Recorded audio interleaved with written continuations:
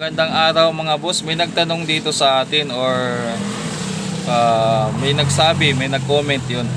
Sabi niya, ginaya naman daw niya yung ginawa natin sa video. Kumbaga, sa YouTube kasi may in-upload tayo or marami talaga tayong in-upload na mga repair vlog na ginaya nila. Kaya lang, anong nangyari, hindi naging successful. So, ano yung tinatanong niya?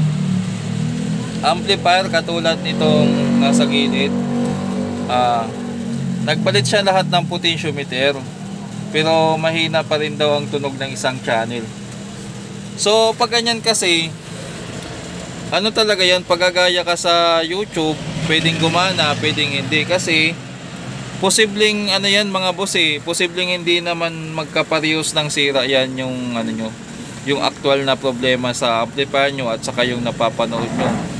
Maaring parehas ang sintomas, parang may sakit lang, no?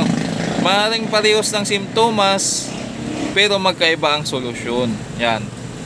Kaya kailangan talaga i-check up muna bago magpalit ng pyesa. Yan ang sinasabi ko lagi sa customer, sa mga viewers natin na nagtatanong, kasi karamihan, boss, ganyan din sira ng amplifier ko, mahina din ang tunog, ano kayang sira? Ang lagi kong reply dyan ay check upin muna natin para malaman natin kung ano talaga yung eksaktong sira. Kasi pwede nga parehas ng sintomas pero magkaiba ng problema o magkaiba ng solusyon.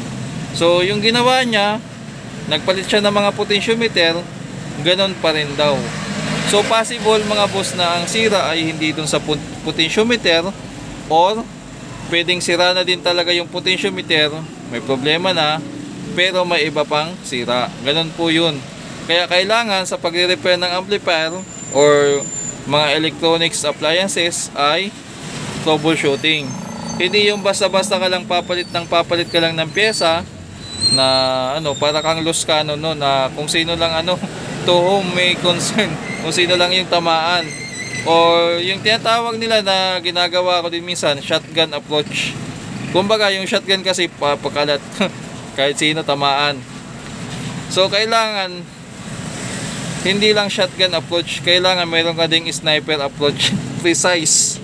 Meron din ganun. Yun ang trabaho ng pagto-troubleshooting. Doon kahalagahan kapag marunong ka mag-troubleshooting.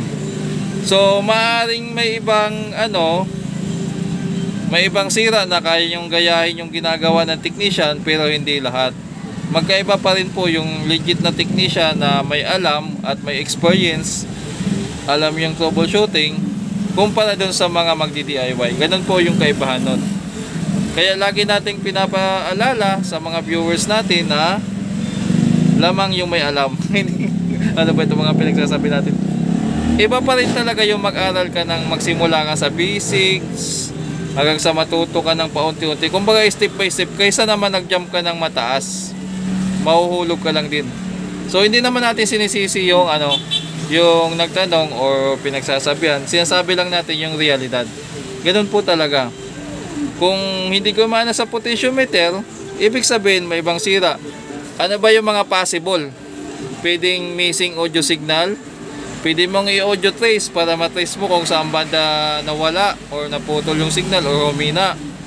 Pwedeng mag-voltage checking ka, baka kulang ang supply, or yung continuity, baka may mga naglulos. Halimbawa, Sakura 733 na amplifier, may switch yan na A or B, naglulos minsan dyan, o kaya doon sa MP3 input, yung saksakan na parang maliit, na parang cellphone, naglulos din dyan. Ang dami po. Kaya pag nakapanood kayo ng isang video na nagbigay ng solusyon na ganito yung, halimbawa, may napanood kang vlog, ganito ang gagawin kapag ang amplifier ay walang sounds. So, hindi lang po, yun na yun yung solusyon. Isa lang yun sa solusyon. Hindi po absolute na yun lang yung gagawin nyo. Parang yung sikat na sikat, kapag ang amplifier ay maugong, jumperan lang ng wire, mawawala ang ugong. Totoo po yun, mawawala ang ugong kapag yun ang problema at yun ang solusyon. Pero hindi lahat ng ugong ay yun ang solusyon. Marami po. Troubleshooting pa rin ang mahalaga. Yun ang ipapayo natin sa mga magdi-DIY. Kung gusto nyo po pag-aralan ng mabuti, pag-aralan ng dahan-dahan hanggang sa matuto, wala pong masama kung sa unang try nyo sumablay. Ganun talaga, wala namang perfectong tao. Kumbaga sa ano, pag hindi ka naging successful, natuto ka naman. May natutunan ka. Hindi naman nasayang yung effort mo na dahil bumili ka ng potentiometer tapos hindi pa rin umigi or umayos yung amplifier mo, ay sayang yung pagod mo. Hindi po. At least yung potentiometer nasisira talaga, nagwi-wear out niya sa katagalan, binago mo na siya. So wala ka nang alalahanin sa potentiometer, move on ka naman sa ano. So gagawin mo kuya ay pag-aralan mo mag-troubleshooting, ganun pa rin, papanoorin mo pa rin yung mga vlog. Hindi lang sa akin, sa iba ding vlogger, ang dami mga vlogger na nagsishare ng kaalaman. Ewan ko lang kung hindi pa kayo matuto niyan. Ganun talaga. Hindi lahat nakukuha sa isang ano lang, salpakan o isang swift lang ay kuha na agad. Mingan talaga. Huwag ka lang susuko, tuloy-tuloy mo lang yan ang pag-aaral, tuloy-tuloy hanggang sa ma-perfect mo, hanggang sa makuha mo. So good luck sa'yo kuya, God bless po.